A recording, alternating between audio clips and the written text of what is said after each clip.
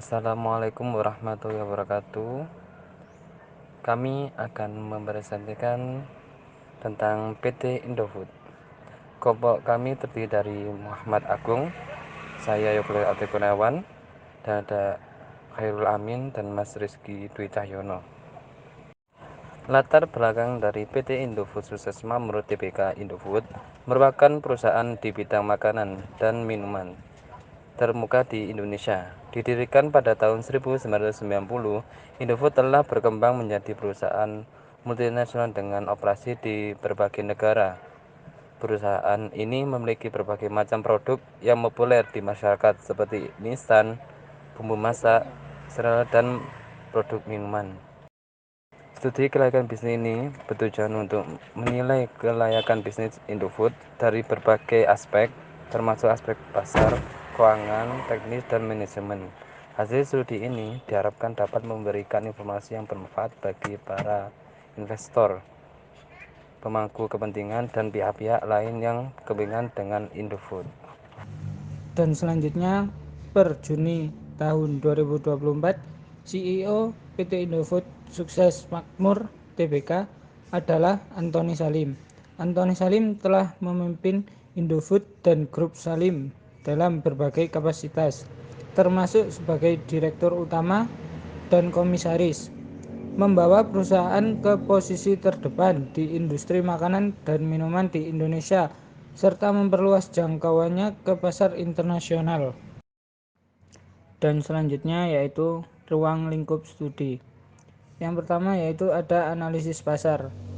Analisis pasar meliputi analisis permintaan dan penawaran produk Indofood, analisis persaingan, dan analisis lingkungan makro dan mikro yang mempengaruhi bisnis Indofood. Yang kedua yaitu analisis keuangan. Analisis keuangan meliputi analisis laporan keuangan Indofood selama beberapa tahun terakhir, analisis rasio keuangan dan proyeksi arus kas. Yang ketiga, analisis teknis. Analisis teknis meliputi analisis proses produksi Indofood, analisis teknologi yang digunakan, dan analisis lokasi pabrik Indofood. Yang keempat, yaitu analisis manajemen. Analisis manajemen meliputi analisis struktur organisasi Indofood, analisis sumber daya manusia, dan analisis strategi bisnis Indofood. Dan selanjutnya penjelasan tentang analisis pasar. Yang pertama, permintaan.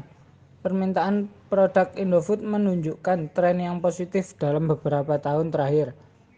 Hal ini disebabkan oleh pertumbuhan populasi Indonesia, peningkatan pendapatan masyarakat, dan perubahan gaya hidup masyarakat. Yang kedua, ada penawaran. Penawaran produk Indofood juga menunjukkan tren yang positif. Indofood memiliki jaringan distribusi yang luas dan produknya tersedia di hampir semua wilayah di Indonesia. Yang ketiga, yaitu persaingan. Persaingan di industri makanan dan minuman tergolong ketat. Indofood menghadapi persaingan dari perusahaan multinasional dan perusahaan lokal lainnya. Yang terakhir yaitu lingkungan makro dan mikro. Lingkungan makro dan mikro yang mempengaruhi bisnis Indofood antara lain pertumbuhan ekonomi, inflasi, suku bunga, dan kebijakan pemerintah. Selanjutnya yaitu analisis keuangan. Sejauh yang kami amati, laporan keuangan Indofood selama beberapa tahun terakhir menunjukkan kinerja keuangan yang baik. Perusahaan ini memiliki profitabilitas yang tinggi dan rasio keuangan yang sehat. Dan proyeksi arus kasnya Indofood menunjukkan bahwa perusahaan ini akan mampu menghasilkan arus kas yang positif dalam beberapa tahun ke depan. Selanjutnya yaitu analisis teknis. Ada 3 yaitu proses produksi, teknologi, dan lokasi pabrik. Proses produksi PT Indofood sendiri ialah tergolong efisien dan efektif.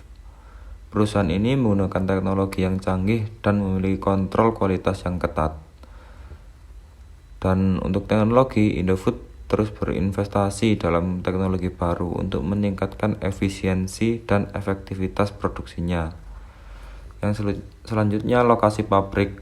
Kita tahu sendiri PT Indofood ini memiliki pabrik yang sangat banyak, mulai dari di Jawa Barat, di Purwokerto, tapi kebanyakan di Jawa Timur. Di Kota Malang ada, di Jombang, Pasuruan, Surabaya, dan lain-lain. Lokasi pabrik itu semua sangat strategis dan mudah diakses. Hal ini membantu perusahaan untuk menghemat biaya logistik. Selanjutnya yaitu analisis manajemen. Yang pertama, struktur organisasi. Struktur organisasi PT Indofood tersendiri tergolong efektif dan efisien. Perusahaan ini memiliki tim manajemen yang berpengalaman dan kompeten.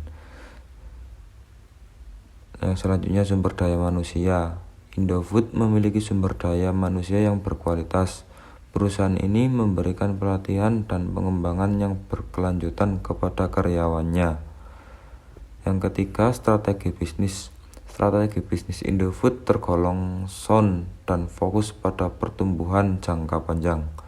Perusahaan ini terus berinovasi dan mengembangkan produk-produk baru. Kesimpulan dan rekomendasi. Berdasarkan hasil studi, disimpulkan bahwa bisnis Indofood layak untuk dilanjutkan. Perusahaan ini memiliki prospek yang cerah untuk tumbuh dan berkembang di masa depan. Berikut adalah beberapa rekomendasi untuk Indofood. Memperkuat strategi branding dan marketing untuk meningkatkan brand awareness dan market share. Selanjutnya, melakukan ekspansi ke pasar internasional untuk meningkatkan pendapatan dan diversifikasi resiko.